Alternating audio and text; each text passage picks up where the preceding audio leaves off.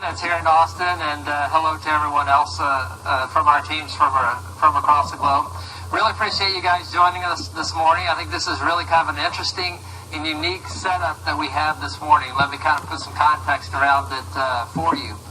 As we head into the FY16 year, one of the things I think is really important for us as a function is to really begin to think once again, as we did maybe 4 or 5 years ago when I first came into the job, around what are those things that we can do that would lead to breakthrough performance, not only for our function but also for the company, because at the end of the day, that's why we exist as a function, is to drive the performance of the organization and to accelerate the performance of the company. So as we head into this year, I wanted us to have a session that was really about thinking more along the lines of innovation, breakthrough thinking, specifically to, again, like I said, the function and to the company. And so I think sometimes, you know how Dell is. You just get caught into the meat grinder, right? And you just churn and you churn and you churn. And you wake up one day and you go, gosh, how am I spending my time? And you realize I'm spending all of my time on the tactical, keep the lights on, operational type issues of the day.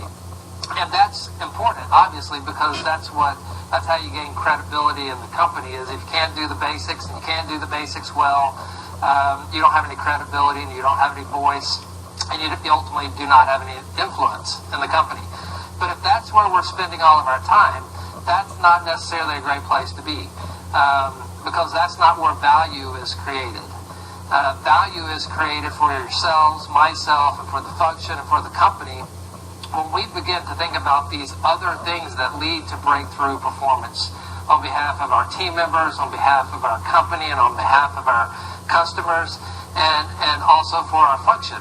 So we wanted to have a very special session today that was just perhaps you could refer to it as a kick in the butt or shot in the arm that says, hey, we've got to start opening ourselves up again, opening our minds, thinking about the things that we do, how we do it, the things where we prioritize our time, how we spend our energy and our efforts, and to really encourage all of us to begin to take a more deliberate, outside-in perspective. Get more in touch with what's going on outside the walls of Dell, what's happening in the world, what's happening in technology, what's happening socially, how does that impact team members, what does that tell us about the things we should be working on that could be innovative, best practices, breakthrough ideas, etc. And so that's what this session's all about. So thank you for carving out some time to spend around this. We have Dr. Tracey Wilen with us today. Cheryl's going to introduce her, but really happy to have you here. It's a real pleasure. So Cheryl, I'll turn it over to you. Thank you. Hey team, so back in October, I was at the Work-Life Congress conference up in New York City, and it's one of our diversity events we attended, and Dell's been recognized 7 years in a row for being in the top 100 for working mothers, so congrats on that first. But what I loved about being at this conference was it was all about future-oriented, and so it wasn't necessarily just about drilling into working mothers. All of the presentations, the breakout sessions, and the different sessions were focused on work and the future of work. And Tracey spoke at it, and I was really kind of taken by just a lot of the messages and the content she had, because it really just kind of helped me think bigger, broader, more longer term. People were thinking multiple years out, not just this quarter, this year, 3 years, but even 10 years out, and really thinking about that. And as you think about all the things that impacted, it was really a very worthwhile session. So in talking with Steve, we did want to bring some outside-in thinking. I know we're looking at things from an HR services perspective. We're really looking at what are those things that help enable the business for a longer-term game-changing. And I think this will just spark a lot of great conversation. So I'd like to introduce Dr. Tracey Wilen. Thank you, Cheryl. Thank you, Steve. Thank you all for having me here today.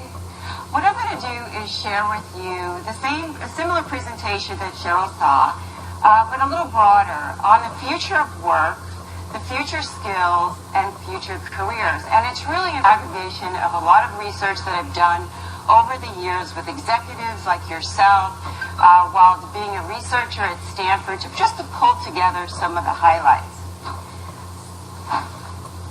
So what I'm going to cover, thanks. Macro trends impacting organization, some micro trends and skills, HR best practices, and my favorite part is a time to take a career selfie. So that's a lot of material, so I'm going to move fast, and I hope that you can keep up with me. So, on the macro trend side, I did a think tank. Actually, I did it with the Palo Alto Institute for the Future and Stanford, and we talked to executives like yourself. We locked them into a room for about a day and a half, and we talked about what are some of the key forces that are driving change in the workforce. I'll give you a few. We came up with 10. The first one was extreme longevity. You, my dear, and me, we're going to be living to 100. The reason I want to talk to you, right, because you know women, we outlive the guys, right? Especially this one. That's right, Greg. We'll get to you. So, we're living to 100. I asked 200 leaders, what does that mean to you? And they said, well, you know, Tracey, if I have to live to 100, I'm going to have to afford to live to 100. And if I'm going to have to afford to live to 100, I'm going to have to stay healthy enough to live to 100, educated enough to live to 100, and technical enough to live to 100. And that's pretty daunting because I'm going to probably have to live till 80 years old and work to 80 years old to be able to accomplish that. On the corporate side, oh yeah, she actually works as an 80-year-old. On the corporate side, our executives said, you know, when you think about living to 100, think about what we're dealing with in the organization. We have 3 generations in the workforce. Nope. We have 4 generations in the workforce. Nope. We have 5 generations in the workforce. McDonald's said that their youngest employee is 14 and a half years old. Walmart in the room said my oldest employee is 101. That's mind-boggling when you think about it, because every generation brings in what? New goals, new expectations, differences about how they think, how they learn, how they view leaders. And most obvious, technology differences, right? You know it. There's some people who just love technology and they're going, let's use it every day. Let's use it every day. And then there's some people who say, I hate technology. Keep it out, right? Let's go back to paper and pencil. It's great. And then you have some people like in the middle, like me. We didn't really grow up with technology. We're sort of immigrants to technology. And we are curious about it, but we're kind of hesitant about using it. It made me think of a YouTube clip. You may have seen it yourself. Made me think about multi-generations in the workforce and technology. It's a young woman. She gives her dad an iPad as a birthday gift. And she checks in on him to see how he likes it.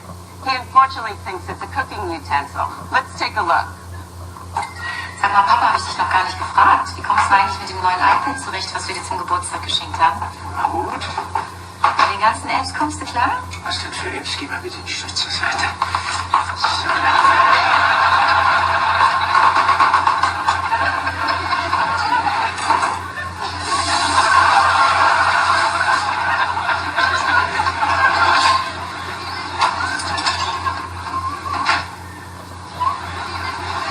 So. I'm sure everyone can relate. Multiple generations in the workforce. But the other thing is it also brings in deep diversity, right? This is another force we talked about, that it's not just about race, color, gender, age anymore. There's so much more in diversity that we have to think about. Principles, value systems, how we just logically think. And all of this comes out to play when you have multiple generations in the workforce. VUCA, volatile, uncertain, complex, and ambiguous. It's an Army War College term that we discussed at length. Leaders are saying this is what it's like to run a company today, different than in the past, right? You never know when there's going to be a natural disaster that could wipe out your supply chain, right? PCs can't get to the stores, servers can't get to the customers. You never know when there's going to be a cyber attack, right? Sony in the news, you don't know when your network or your data could be at risk. And you never know when there's this little bitty startup that comes out of nowhere and eats your lunch or a bit of your business. Such as Netflix sort of helped wipe out Blockbuster. Uber is just transitioning the whole transportation, whether taxi drivers like it or not. And you just don't ever know what Google's going to get into, do you? They can just get into about anything they want to because an employee has an idea. So, what did we talk about? We need new kinds of leaders, right? In a VUCA world, both uncertain, complex, and ambiguous, we need new kinds of employees, new kinds of leaders who can lead through the volatility, almost like first responders. We called it transdisciplinarity. Team people, people who have breadth and depth and a technology overlay. People who can guide us from today into tomorrow, no matter what happens. Globally connected world of flat world labor I put together. I call it from eBay to Elance. eBay because it's the marketplace that I used and actually developed a business in under an hour on a weekend and accepted international currency. Any business can be global thanks to technology. It does a lot for companies because we can be anywhere and everywhere instantly. Elance is a marketplace that I also use. You might also use it as well. In under an hour, I was able to aggregate talent from all over the world. I have writers, editors, people who do statistics, search for me, video clipping for me, MBAs, PhDs for maybe $2 an hour. I love using Elance for some of my projects as an individual, and so do companies. eBay to Elance puts a lot of pressure on us. One, we love it as corporate executives because we can be international anytime, anywhere. We don't like it as individuals, right? Because I have competition now as talent. And we can think about from a corporate world, we actually don't know anymore where the next innovative idea is going to come from. You just don't know. It could be an employee, it could be a competitor, or it could be a kid in a garage somewhere because we've given them the tools to create, and they will, and they'll learn. In fact, I was just cruising around to say, what if a do-it-yourself computer comes out of nowhere, it's on Kickstarter, you could get it. Could that be the next innovation opportunity for us or threat to our business? Thank you. Or crowdsourcing. Crowdsourcing is very popular today. Companies use it to aggregate ideas, but we also use it for talent. You may have heard of GigWalk. Walmart crowdsources walkers to walk up and down the retail chain, the chain aisles to check on products, positioning, shelf space. Marketing people used to do that. Apple spent $10 billion this year in crowdsourcing app development. They didn't care. Developers all over the world. They didn't have to be employees. You know how to code. You know how to make an app. I'll pay you and crowdsource the talent. Google crowdsources drivers to do Google Maps. Anywhere, right? They get to drive the car and map out the neighborhood. So not only are we crowdsourcing ideas for innovation, we're also crowdsourcing talent, which really makes you think about as an individual. Should it freelance? They're always on top of their game. Or employee. As an HR person, you may be saying, do I need full-time employees anymore? If I can crowdsource the ideas and I can crowdsource the talent, what do I really need internally? In fact, would firms even exist? any more in the future? It's hard to say. Or will we become a gig society? So as we shift from the classical world to the digital world, we talked about a number of skills. 10 skills, actually. These are in addition to the skills we already have. Problem solving, right? Critical thinking. None of these go away. But instead, we talked about new skills that we might need to develop to stay relevant. I won't go through them all. I'll just pick a couple. First one, new media literacy. You know, 65% of us are actually visual learners. Interesting. Yet we still deliver things to people in text. So what we said is, really, if people are watching more YouTube, right, 18 to 34 is watching, you're watching YouTube, aren't you? Yeah, sure you are. You're doing it to tie a bow tie. You're doing it to do your shoelaces. Yeah, I know. I do it to cook, figure out how to get to school in the morning. Multimedia. Let me give you an example. Just think about this and how you could translate it into your business. I was in Amsterdam, and all these people were running downtown. And I'm like, why are you running downtown? And they said, there's a store opening. And I said, well, what store? I said, H&M. Who cares, right? H&M, really? I'm too old for that. They go, no. You have to come downtown and watch this store opening because it's very visual. Let's take a look. This is 3D building mapping. This is a very boring building on the outside that is now going to come to life in the store opening over Christmas.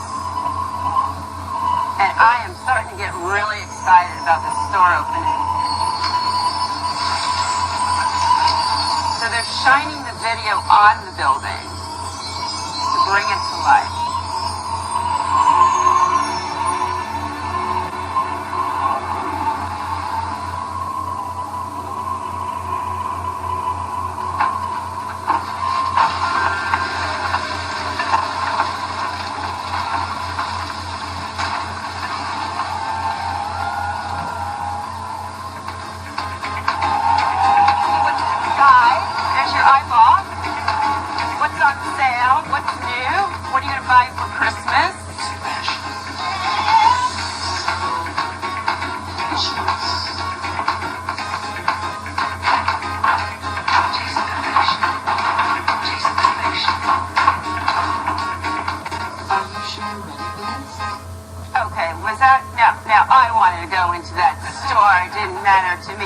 Multimedia is the new text, right? Why do we keep delivering in flat surfaces when we could make that server so exciting? You know, those routers and servers are just so exciting. Sense making. Let me simplify. I call it uber critical thinking. Sense making. How do we make sense of the vast amount of data around us? I'm going to give you a very simple example. Do people know the store Nordstrom?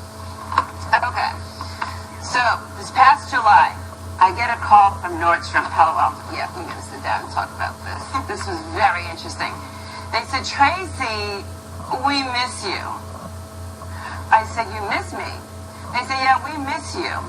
I said, how could you miss me? You don't even know me. They said, oh, we do. We know you actually quite well.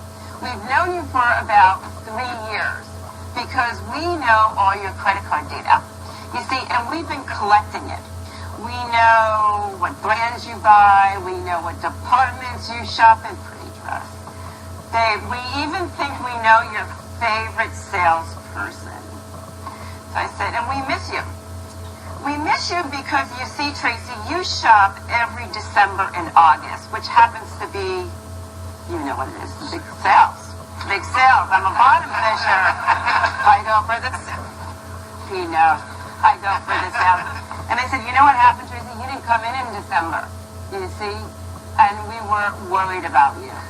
We thought maybe you were traveling, you know, because we see your attire, so we figure in business. I said, maybe because of the holidays you're with family.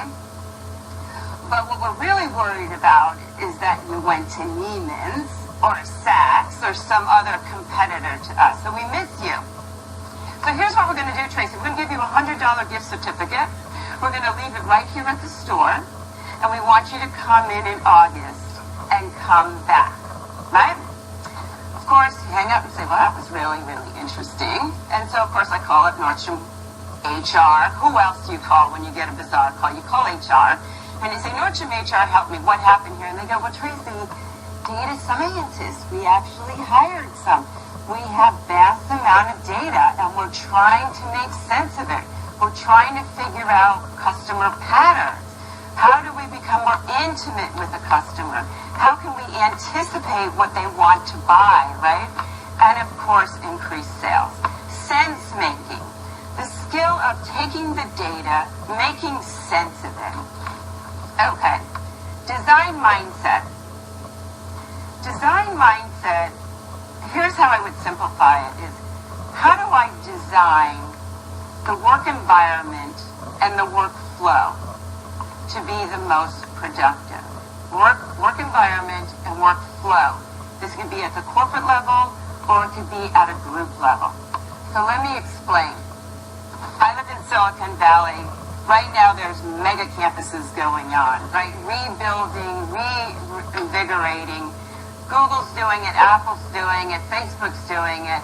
And the idea behind it was collaboration, right? If we can get all of our engineers all on campus together, we could get them to create 24/7. We give them free food, we give them swimming pools, Facebook's building dorms, right? We give them shuttle services, right? Who wouldn't want to leave the environment? And engineers, many say, are best when they're together, comfortably collaborating in an environment. But others say that, no, in our think tank, the Cisco's, the Price Waterhouse, the Ernst & Young, they said, we have large groups of professional services. We have large sales forces. They really don't want to be in a dome collaborating and driving into a campus. We really want them to be distributed.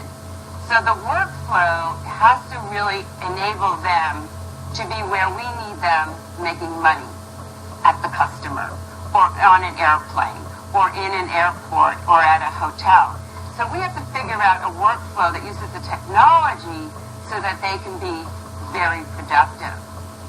But then others in the research said, we have a lot of researcher PhDs, and they just need to be in their environment, and they do their best research in the middle of the night, or definitely not 9 to 5.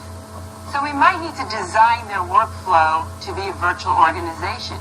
Give them the project, give them the objectives, and let them go into their own environment and get it done. And then finally, the healthcare group said, our customer is the patient. We actually have to think about patient care with care teams. So environments might need to be more pink and blue for kids and bringing in beds in the children's ward so parents could stay overnight. But maybe a care team is better than just a physician or just a nurse so that they always feel like support. Design mindset. How can you design the work environment or the workflow for your group so that they are the most productive in a digital world? Computational thinking. This is, how do I partner with computers, Not against computers. We're not in a war, like some researchers will say, against computers. But we really need to think about how to partner with them in our work. How do we do this? We had, Cheryl, remember at the work, we had the Watson team there, IBM. And Watson is really I love Watson. I actually stalk Watson. Watson is a supercomputer, right? And I've been watching him since he started in Alameda in California. And a supercomputer with artificial intelligence. I can put lots of data into Watson. Think about Watson reading 10,000 books in an hour and actually reading it and actually learning from it and then being able to actually spit out ideas and hypotheses. That's amazing, right? computation can do that today.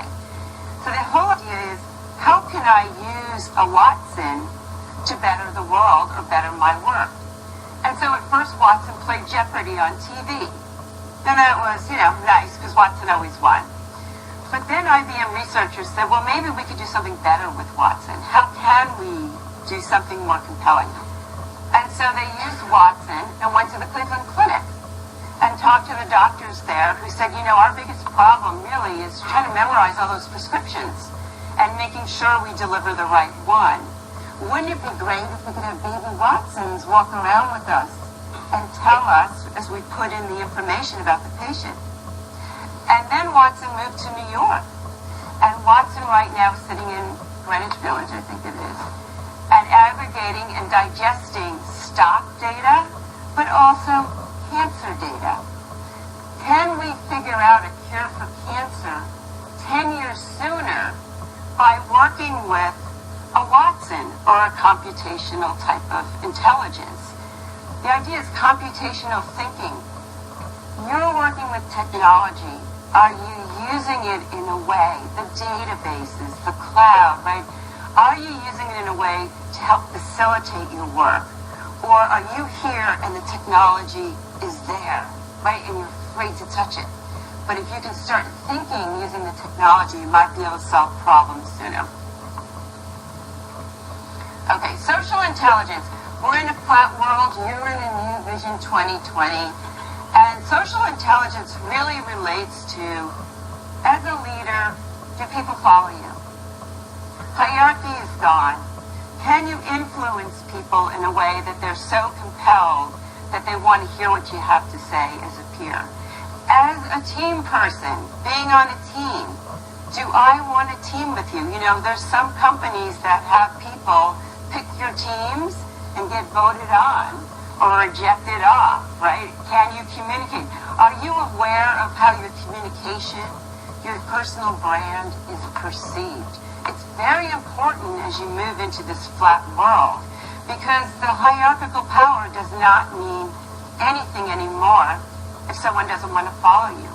So social intelligence is more than emotional intelligence. It's really understanding your ability to get along with people and have them cooperate with you, even in a more challenging environment, which is virtual, using some of the technologies that you use. Novel and adaptive thinking. Here's how I want you to think about it. Can you borrow a trend or a technology, can be from any other vertical sector, and use it to resolve a problem that you've already solved in a unique or better way? Novel and adaptive thinking. Think about a technology you might be able to borrow or a trend, resolve a problem that you already solved in a different and unique way. Let me give you an example. 3D printing.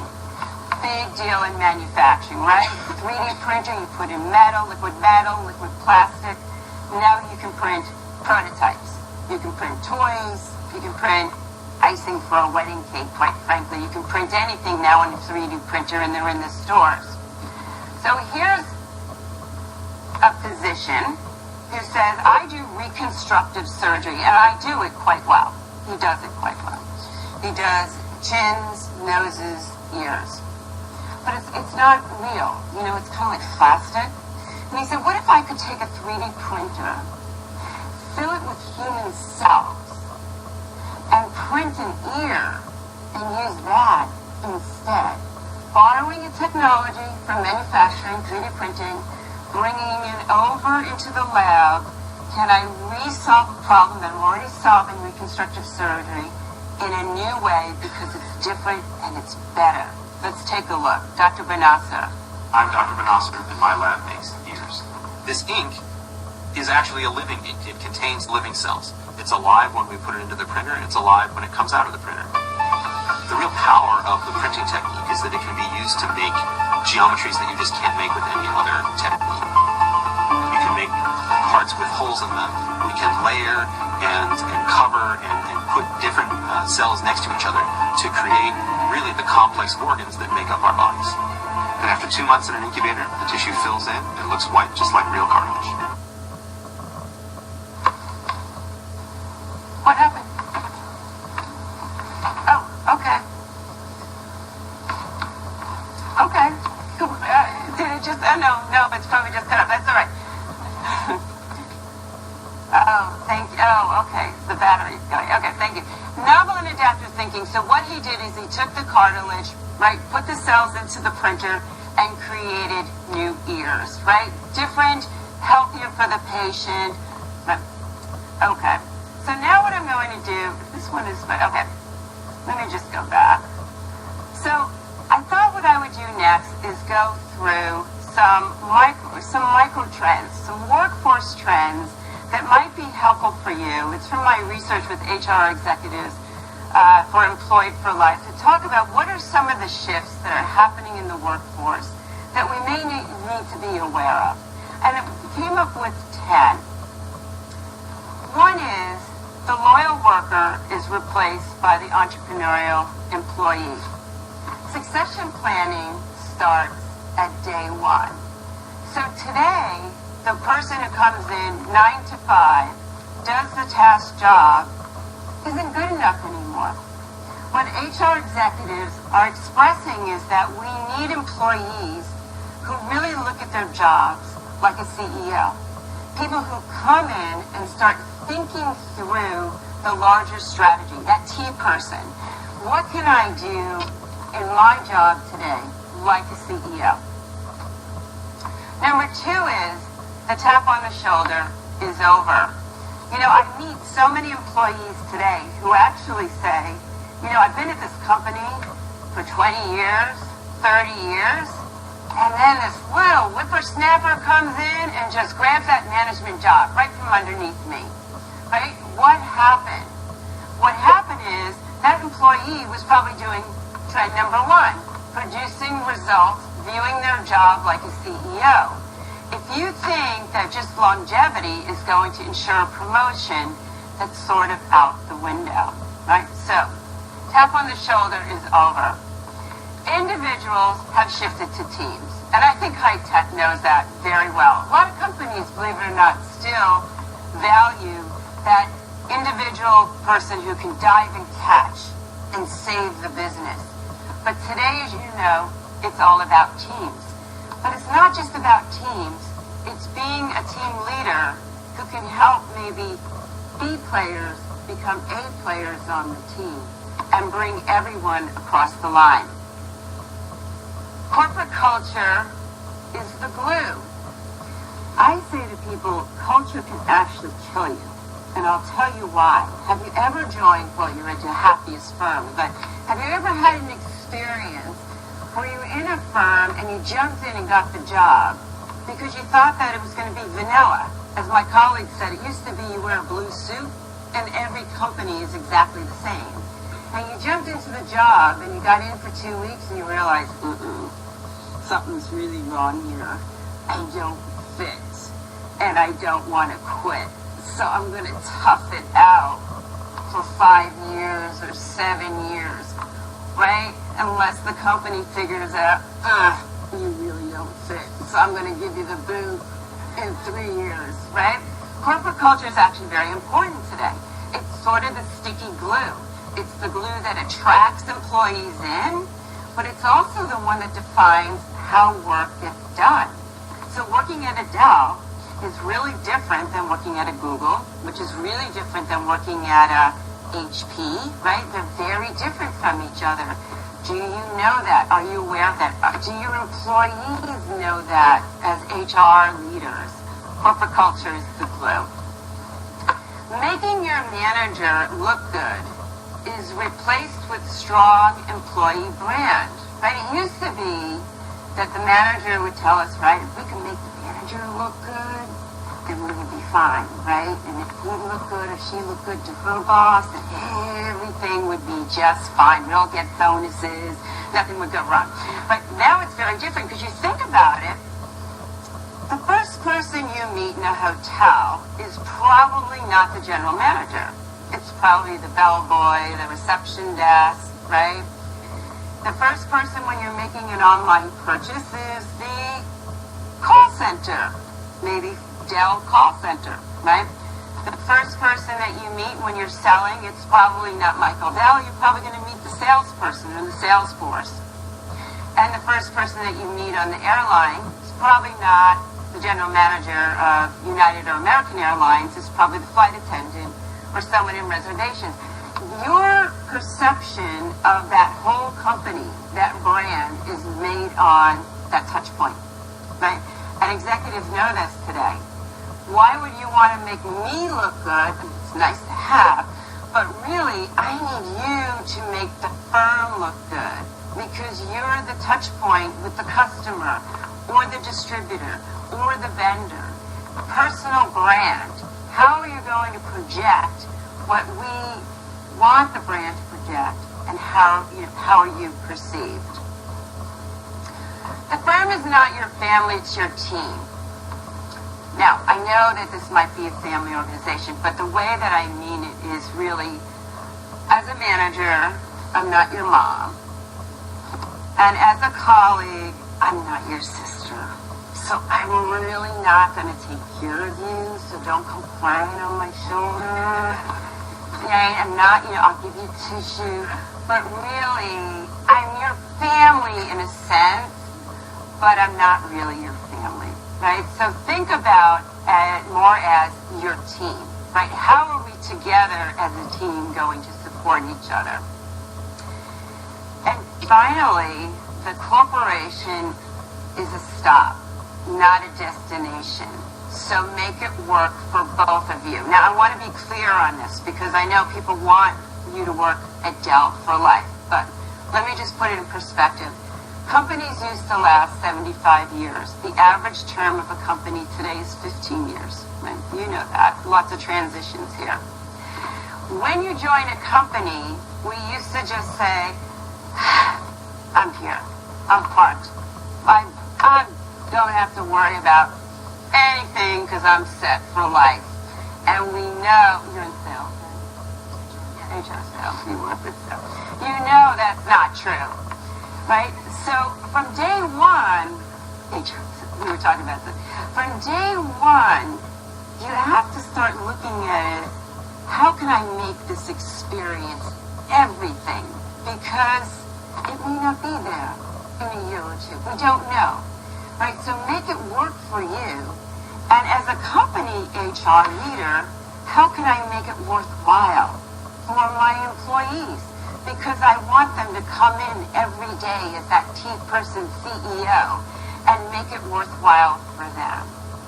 So the corporation, if you view it as a stop, not the destination, it helps you rethink through, what am I going to get done? What exciting things am I going to do for my employees and get them excited to do for me? Okay. Usually by about now, people say, what do I do, right? Are there best practices out there? How can we change our workforce or deliver some of these new innovative ideas?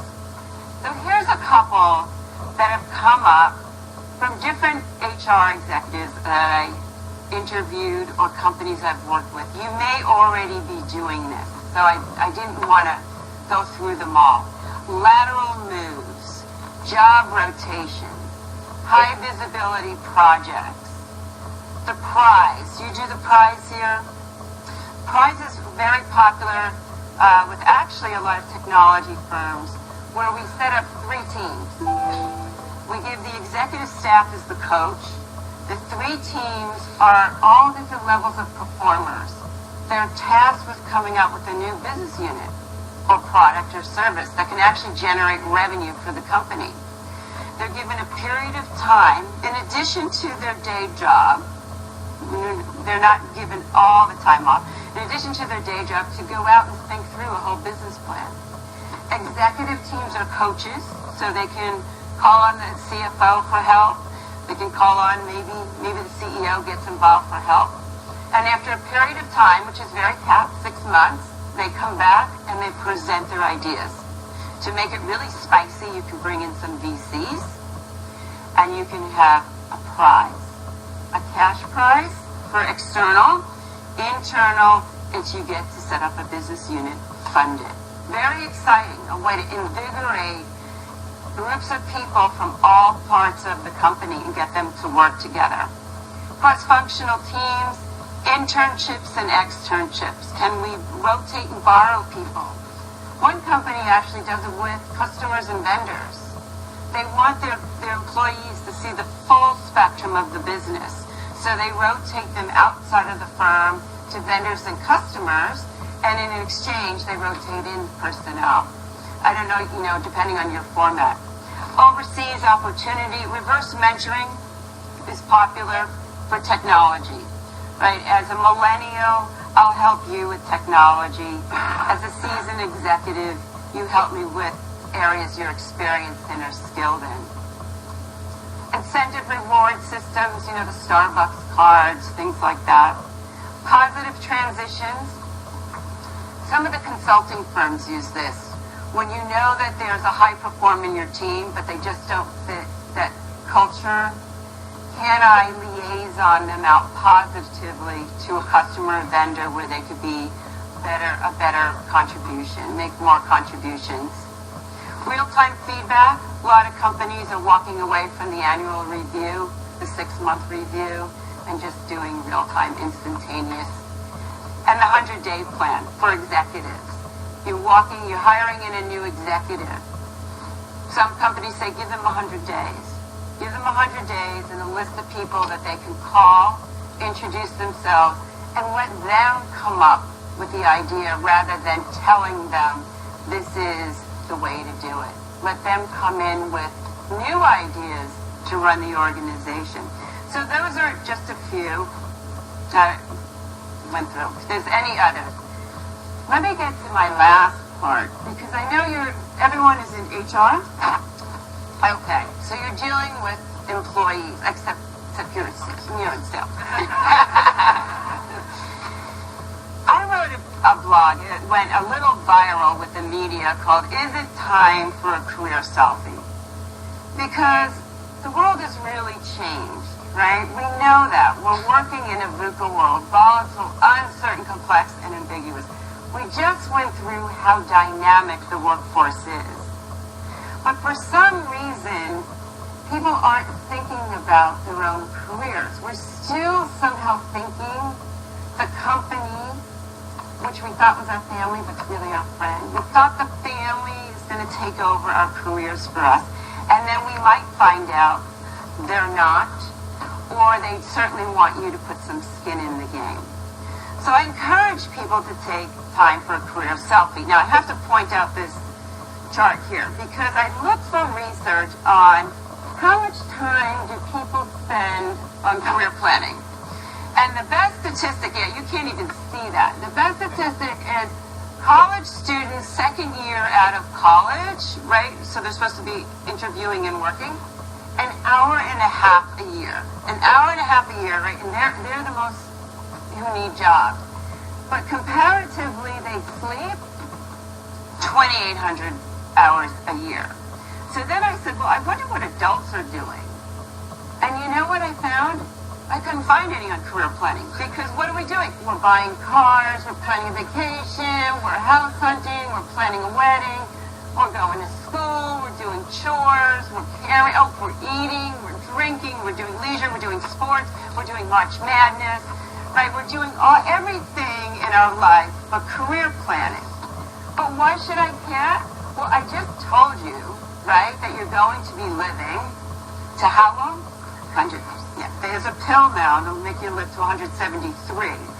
So think about it. You're going to be living, right, half your life working, and a third of your day, although they tell me Dell employees work more than a third of their day, working. Why on earth would you not do some career planning, right? And I went to look at the research to see, how many careers am I going to have? How many jobs am I really going to have? And here's what I found. The Bureau of Labor Statistics in 2012 said, we can only measure baby boomers because that was the population that kind of went in the workforce at the same time and exited at the same time. So we could kind of track how many jobs and careers they had between 18 and 46. And it was about 11 jobs in 3 months. Now it's 11.3 jobs. Now when you look at the younger generation, we can't even figure out. We don't even know what a career is anymore, right? We don't. So they can't even factor in. So you're going to have to expect that you're probably going to have 7 or 8 careers. Careers, not jobs, careers. Every your lifetime. So you're at the end of the day, it's going to sort of look like this. So if you might remember the game Chutes and Ladders, right? This might look like a lattice to others or bad art to others. But basically, your life is going to swerve, right? Which should be even more of a compelling reason for you to want to start to maneuver or direct some of the twists and turns so that you have a happy outcome. So I encourage people, take a career selfie, view yourself as a product that generates revenue, and make a business plan for yourself. Not just a work plan, because it's so much more integrated today. It is 24/7, but a social plan, an education plan, a financial plan so that you can afford to live to 100, right? And package it up and make goals.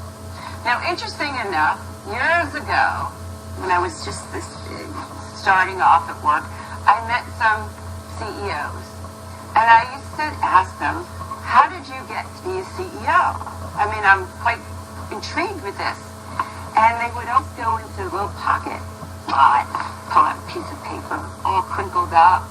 One actually went into the safe in his office, pulled out a piece of paper. One went into a hidden drawer under his desk.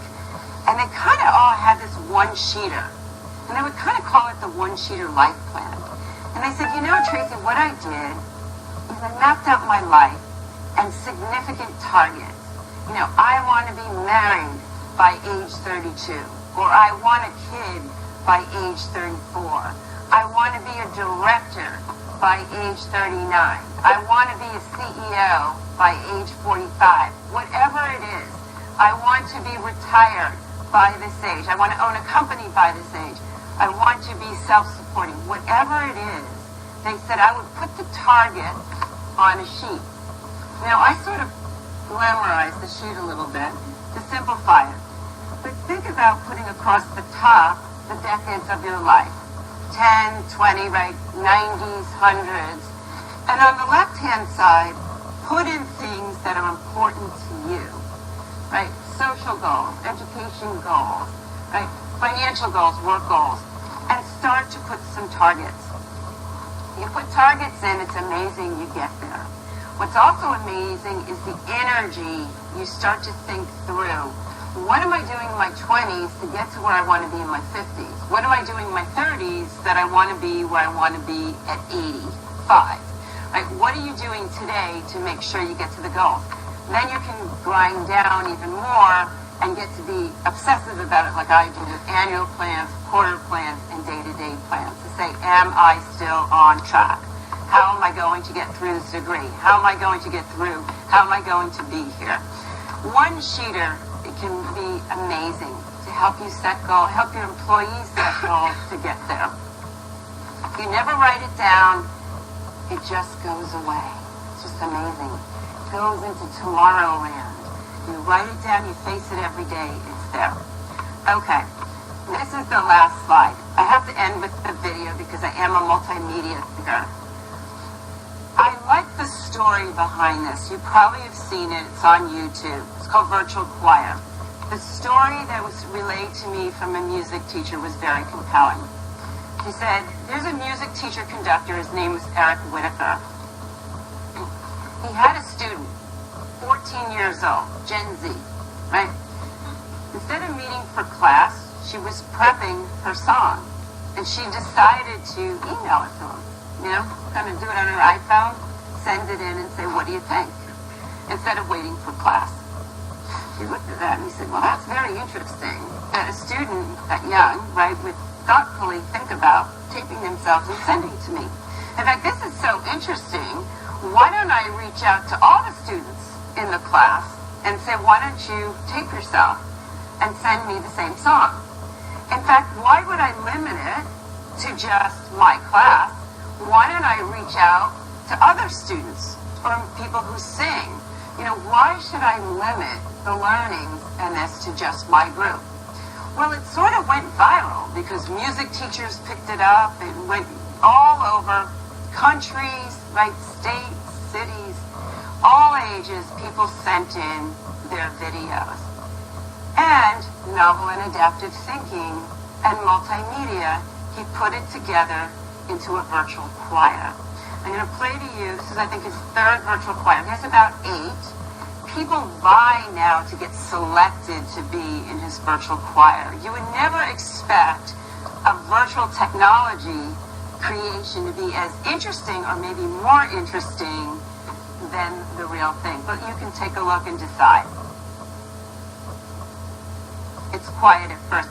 Also note he uses a lot of multimedia additions to it too to make it visually interesting.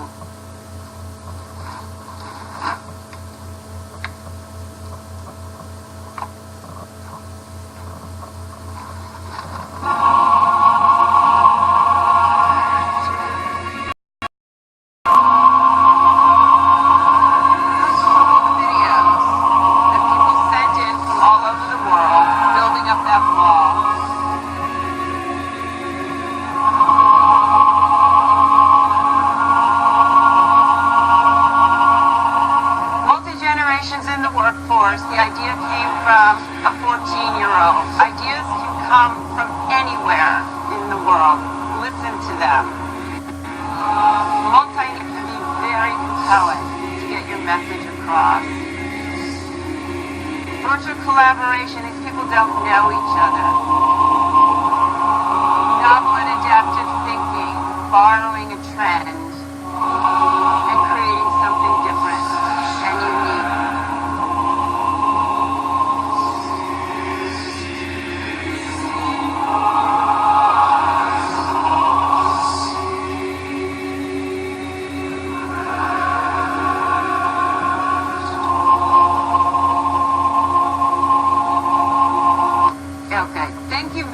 I appreciate your time this morning. So I know we have some time. Are there any questions, comments, ideas, concerns, dialogue? Where does everybody want to parade? Where do you see corporate America in 15, 20 years? I mean, how do you see the corporate landscape changing based on your research? No, and I think that's a good... Would you prefer me to stand up here? I could do that. I know the filming is hard. It's very dynamic right now. A lot of the research is suggesting that we will continue to have smaller, more nimble firms, right? A lot of energy around crowdsourcing, a lot of energy around increase of freelancers and talent, mostly because will the job be a life job or is it a completion, right? Are we swarming to create a project and then we move on? So that's why I think the point of keeping your skills up and thinking about your constant renewal and value add is pretty important. I also see a lot of technology. And I think one of the mistakes, which high-tech firms obviously don't do, but a lot of firms resist using technology. And I see a lot of frustration with employee bases because they can't use the tools, which I don't see here but in other firms. So I think it's going to continue to be more and more dynamic. Lots of competition. We have to stay one head of the game, and it's not going to be like the past where your parents worked or your grandparents worked of staying at one firm for life and being secure. So kind of an add-on to that, you touched on this, it's a virtual world. Technology gives us that capability, but how do you see the landscape in America compared to other countries, India, China? What do you see on the horizon for that in terms of our competitiveness, or it's a global world and it's all virtual and there's no boundaries? So I think much more integration, right? Obviously, every country has its fine points. I mean, China's quite advanced. I mean, they were doing same-day delivery and shipping before we were. You know, Europe's on top of mobility. India on top of search and data. What I see is much more integrated supply chains, much more integrated customers, right? Much more fluid rather than U.S. versus somewhere else. I see it's just much more integrated. Keeping teams together, I think we have global teams, and using the technology to be able to influence, rather than just being on a team, but actually be able to collaborate and influence over large spans of distance and time, or to work with people that you may never, ever meet. It's just something that I see for now. It's probably happening in your lives now, certainly in mine, and then in the future. So much more integrated. On the HR slide, you had one bullet about multiple career tracks. Could you talk a little bit about that? I think you may have missed on that one. Sure. Yes, I'm sorry. So multiple career tracks actually was really initiated in Silicon Valley because we have brilliant engineers who just don't want to manage people. But the only way to get to director or vice president was that you had to have a P&L or manage people. So creatively, HR executives said we have to figure out multiple tracks. And it's not just for the engineering community, it's also for creative communities. It's funny, like we want to have a lot of creative people in our companies, but then we want to put them in this track of you must manage X amount of people, you must have a budget this big, you must manage P&L. Why can't we have dual or 3 or 4 tracks so that people can have the same level title, stock, right? All of the goodness that VPs get or directors get. So the idea was, let's start thinking in terms of worker productivity and keeping workers informed and retain them, and it fixed this problem, right? Because you have engineers and creative people who walk out the door because it's just not what they're good at, but you can't put an ops person into a creative role either. So why all of a sudden are we prioritizing operations over creativity or some other thinking? No, it's a good one, and I apologize. Were there any other ones that I missed on there that... Other questions? Hi, Tracey. Yes. So you talked about crowdsourcing, and we have started to use crowdsourcing internally here at Dell to solicit ideas from the crowd. But I liked your concept of crowdsourcing talent, and I wondered, have you seen big corporations like ours use that, or is it more the smaller startups, entrepreneurial companies doing that? No, I mean that's how Apple gets apps done. So they paid out $10 billion to over 6 million developers. They crowdsource the talent. So it's really happening at a large scale. And when you think about it, it's pretty scary as an individual. Is a freelancer keeps their skills very sharp, because they never know when they're going to get the next job. They're always vying for that next position. As an employee, I might take a break here and there or float a little bit, right? Because I don't have that same kind of urgency. The companies are looking at that saying, maybe the best talent is not inside. Maybe the best talent is out there.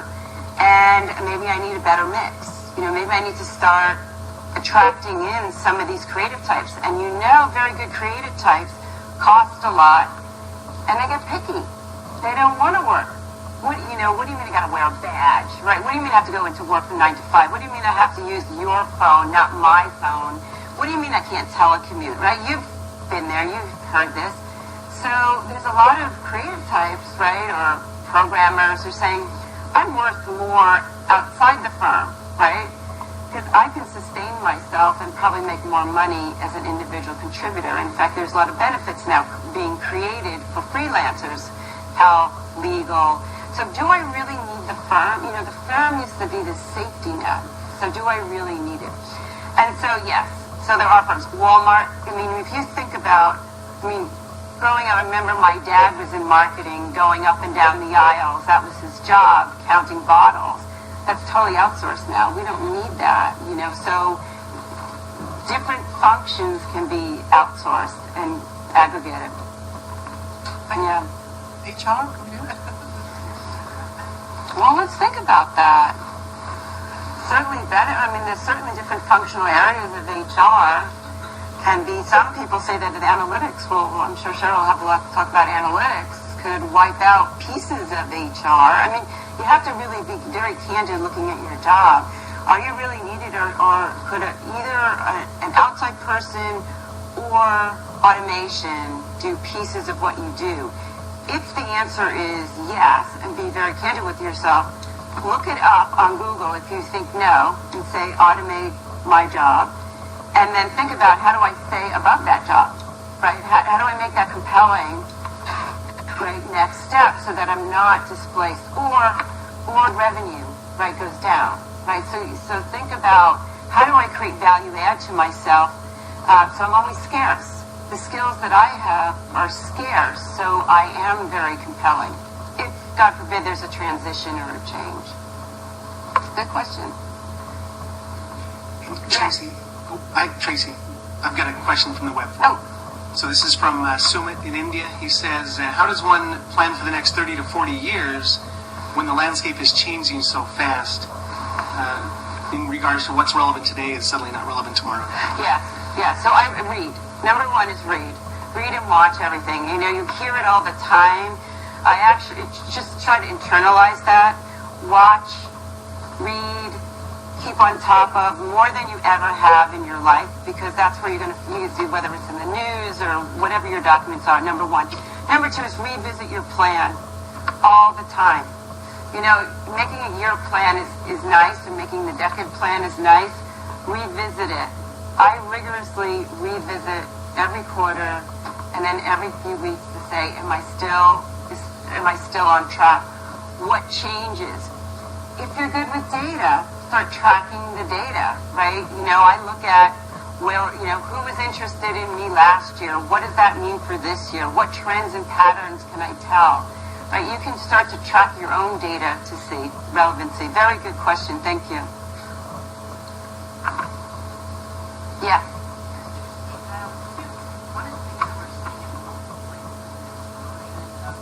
Virtual work. Can you give examples of companies that have been effectively been able to drive that corporate culture in this, you know, massive virtual environment? Yeah. So I'm going to speak from my own experience, because I was part of the startup team for virtuality at Cisco, and I would say that they have done it better than other companies that I have visited or worked for. Everybody had tools. I think that was the one. Everybody had the tools all the time, the same tools, and it was reinforced in the culture. Some statistics say that 50% of Cisco's workforce was virtual. I certainly was. My whole team certainly was.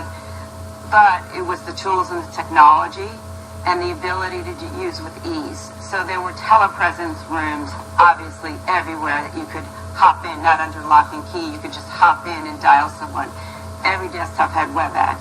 Same time was the instant message tool that everybody used. So there were applications that were pervasive, and it would be unusual if you didn't have it. In other firms I've worked, the issues I see is that the executives get to use telepresence, and then the employees get to use the phone. You know, so there's not that sort of evenness of technology. I understand that IBM does it quite well.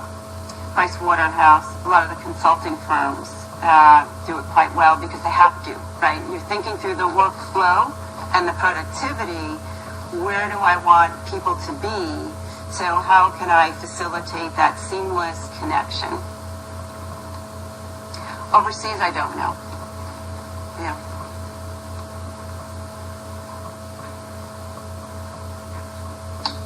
Kind of related to the earlier question, so Dell very much advocates for connected workplace, and we get a lot of advantages for that. But you highlighted earlier that other companies are building these big Uber campuses and trying to bring folks to central locations. Yahoo recently changed their position on connected workplace and have now advocated for everybody to come to campuses.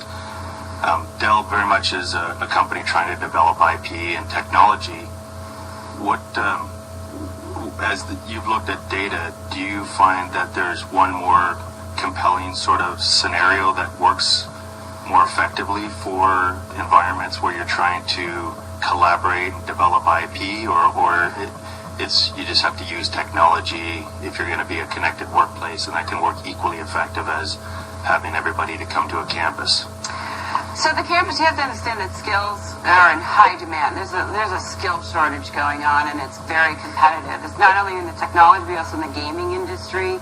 So a lot of these companies want to keep the IP internally, have people collaborate, make it as comfortable an environment as they can. So I understand that whole mentality, right? How can I make this beautiful, right? Google's doing gorgeous things now, throughout Mountain View. So that I can connect. Other companies use the technology, or it's choice. I see a lot of companies having the choice. If your job requires you in the office for certain meetings in person, but not for others, what makes sense for you? Or are there satellite offices? If you're the type of person who needs to feel like you're surrounded by people at a remote location. So I don't think it's any one solution. What it is mapping out the productivity of your teams and the realities of your business, if it's intellectual property, and figuring out what makes sense. Is it flex time? Is it virtual? Does it have to be 100% of anything? I think most people realize that employees' lives are 24/7, and that we have to figure out work and all of these other facets of our lives. And we certainly have a lot more tools today so that we can do it, using mobile devices or video or Skype or whatever your tools are. So I think it's just really up to your teams to figure out, and it could be down to the group level. That's why I emphasize we don't have to do everybody, because maybe your group works so much better. I read about this group in Europe that share a person's home. They decided that they wanted to be together, but they didn't want to go all the way downtown into the office. So they moved home to home, right? And they pick a day of the week, and that's where, and that person does the food, and that person does the drink. So I think if you can think through productivity and workflow, you could probably come up with some very interesting ways to keep your teams oriented. When I had very large distributed virtual teams, it was the offsite, going to an interesting place. And that's where we got together, like you do today, and have a good time. So it just depends, again, on your organization. Thank you. Quick question on social intelligence. You mentioned how important it is for, success right now in the workforce. What's that look like in the future? So as the next generation comes in, my kids are very comfortable with Skype and doing everything virtually. So how does social intelligence change for that next generation? Right. So social intelligence, so part of that is all of the technologies, like the social media, and having fluency with it, and also knowing how to use it. So there will probably be scenarios, which you're experiencing now anyway, where you probably never meet half the employees or managers in the company. But how are you perceived? Because you're using your Facebook and you're using video.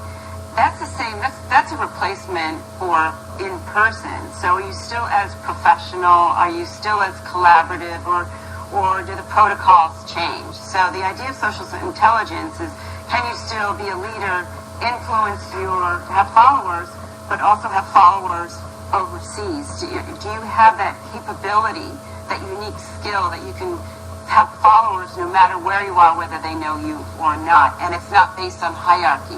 It's based on, we know that person's reputation. They're out there on the social media, the internal social media, as an expert.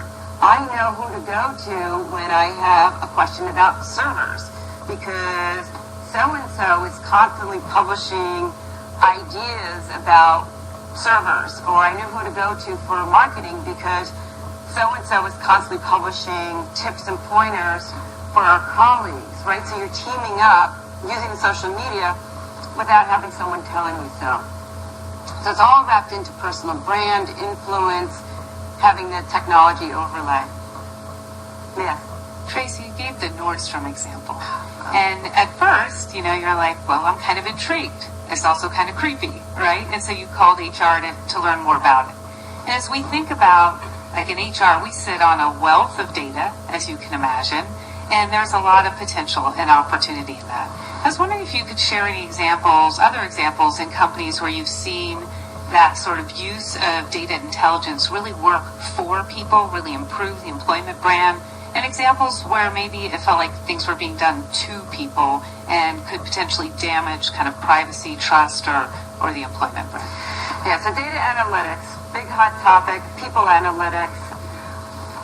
I'm going to let Cheryl respond to that because, the cases, I would have to dive deep to give you cases of how people are specifically using it in HR. That's not my particular expertise.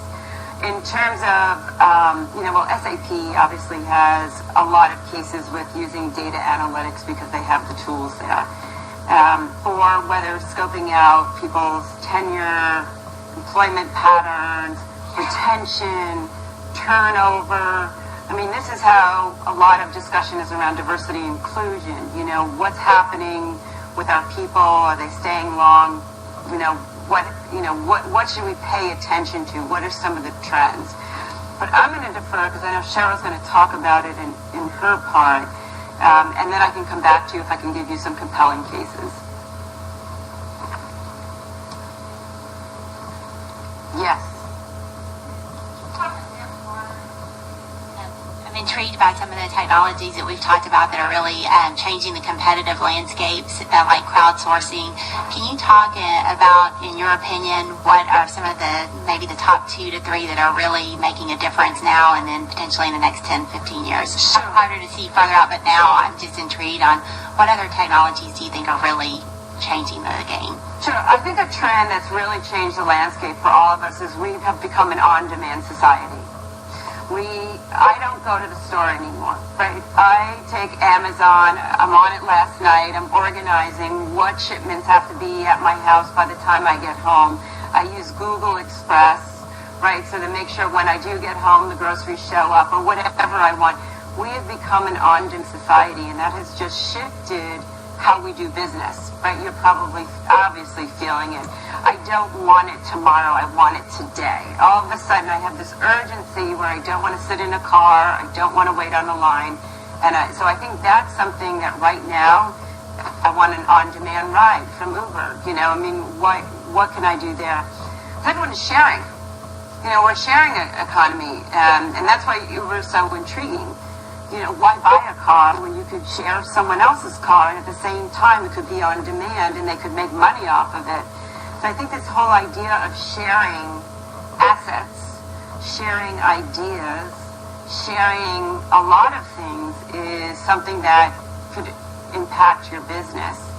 The cloud, obviously, why on earth do I have to go into a physical location anymore if I can get all of the things that I need outside? Why would I even need to bother, right, with physical things anymore? Augmented virtual reality is a big one. I work with hospitality and retail. It's particularly important to them. The mall, if I'm not going to the mall anymore, how are you going to get me to the mall and keep me engaged? So part of it is entertainment and part of it is online. Right, broad omni-channel, how do I get my products and services? And then gaming. Very interesting enough in HR, is reading up on companies like Deloitte and some of the consulting firms in order to shift the numbers, balance the numbers of employee hires, or using gaming techniques so you never meet the individual, right? And you can sort of move them through the interview process without anyone jading some of it. So I think all of these have incredible potentials. Right now, I think big data is one of the largest that people are looking at, is saying I can do so much more if I just can understand the data and be able to analyze it, trend it, use it in somewhere. And then artificial intelligence, Watson and Watson-like types of analysis. Thank you. A quick question. So while I'm sure it's happened in the past for sure, but it is more pervasively seen and heard today through social media. Companies being involved in political discussions or engaging their customers in social discussions. I'm wondering if you're seeing a particular trend in that area and what companies might be doing to prepare for opening up the dialogue on things that they've traditionally not opened up the dialogue on, that whether it be geopolitical issues or social issues with customers and or their team members. You mean like a Starbucks? Yeah. So that's really compelling. I think personally that he's opening up discussion because Starbucks is on every single corner, and Starbucks is impacted somewhere in the world if something goes wrong or if there is an issue. So I would say it probably depends on if there's probably an accelerated sales opportunity there behind that mission, and I would leave it up to you and your leadership's discretion on what makes sense. With that said, I think transparency is really becoming much more important for employees, particularly after the financial crisis, which a lot of young employees don't want to work for firms that are just in business to make money. They want to work for firms that are innovative, like an Apple,